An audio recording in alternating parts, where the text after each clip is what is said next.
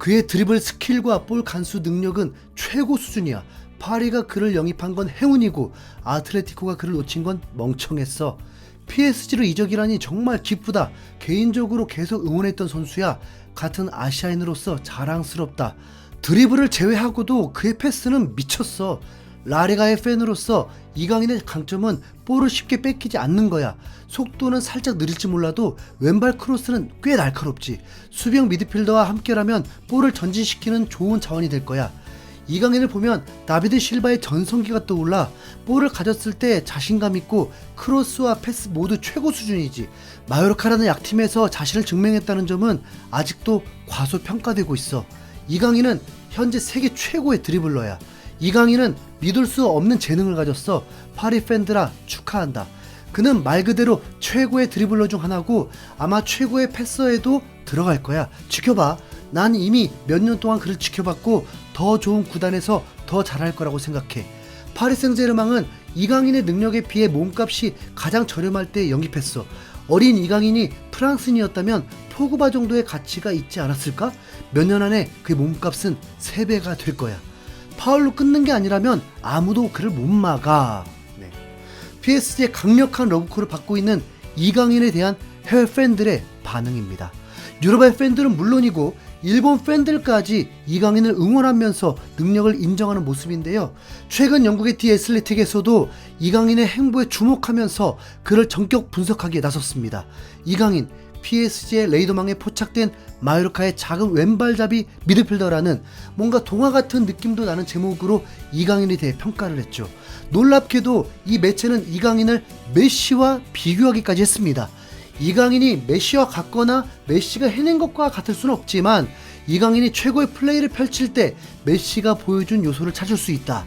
체구가 작고 왼발잡이인 공격형 미드필더가 골을 만들어내고 득점을 할 뿐만 아니라 수비를 뚫고 질주하는 현란한 드리블을 펼친다라면서 이강인이 보여준 플레이가 메시를 연상케 한다고 극찬한 겁니다. 솔직히 메시가 월드컵 우승까지 하면서 거의 발롱도르 수상을 확정한 상태고 축구 역사상 가장 위대한 선수라는 어마어마한 평가를 받고 있기 때문에 아무리 이강인을 아낀다고 해도 메시랑 비교할 생각은 못했는데요. 오히려 해외 스포츠 전문 매체가 선뜻 이강인을 메시와 비교하면서 이런 칭찬을 해주다니 정말 꿈에도 생각 못했던 일입니다. 물론 메시가 PSG를 떠나자마자 이강인을 영입한다는 자체만으로도 파리 측에서 앞으로 이강인을 메시 대체자로 생각하는 건 분명합니다. 하지만 실제 플레이적으로 이강인이 메시와 비교된다는 것은 정말 엄청난 영광이 아닐 수 없죠. 네. 한국도 아니고 영국 매체가 이강인을 이렇게 높게 평가해주다뇨. 네. 물론 그럴 만한 근거는 충분했습니다. 월드컵 종료 후에 치러진 10경기에서 이강인은 41번의 드리블 돌파를 성공했는데 이는 라리가 선수들 중 최다였다. 비니시우스와 추크헤제를 포함해도 이강인의 성공 횟수가 더 많았고 66%의 성공률은 어이가 없을 정도로 높았다. 지난 시즌 라리가의 평균 드리블 성공률은 47.2%였다라면서 객관적인 리그 지표들까지 곁들이니까 전혀 반박할 수가 없잖아요. 네, 당연히 그럴 생각도 없었고요. 게다가 이번 시즌 득점과 도움에서도 훌륭한 활약을 펼친 이강인입니다. 이강인은 지난 시즌 6득점, 6도움을 기록하며 리그에서 5득점, 5도움 이상을 기록한 단 3명의 미드필더 중 한 명이 되었다. 이는 마요르카의 경기 스타일을 고려할 때 특히 인상적인 부분이다. 마요르카는 라리가에서 2번째로 낮은 점유율을 기록했기 때문이다라면서 비교적 약팀으로 불리는 마요르카에서 이 정도 성과를 냈다는 것에 감탄을 금치 못했습니다. 그런데 아직 이강인에 대한 극찬은 끝날 기미가 보이지 않았습니다. 이강인의 초강점은 그의 세트피스 능력과 전반적인 볼터치에 있다. 라리가 23세 이하 선수들 중에 오직 비니시우스만 이강인보다 많은 기회를 창출했다.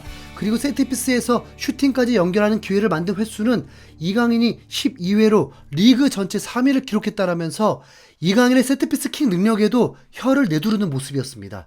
지난 시즌 비니시우스의 기회 창출 횟수는 15회로 23세 이하 선수들 중에 최고였고 이강인은 그보다 한 개 모자란 14회의 기회 창출을 선보였습니다. 누차 말씀드리는 거지만 레알 마드리드는 리그 우승 1순위 후보로 꼽히는 압도적인 강팀 중에 하나고 마요르카는 점유율이 뒤에서 2등인 잔류를 목표로 하는 약팀 중 하나입니다. 이게 바로 이강인의 PSG 이적을 매우 기대하는 이유고요. 마요르카에서도 이 정도 활약을 했는데 강팀에서는 얼마나 더 잘할 것인지 기대를 안 할 수가 없는 실력이잖아요. 그나저나 PSG 확정은 맞는 거죠? 네. 뒤통수 맞는 건 아니죠. 선수들의 이적 상황에 대해서 불철주야로 살피면서 소식 전해드리도록 하겠습니다. 이상 흰수염구리였습니다. 감사합니다.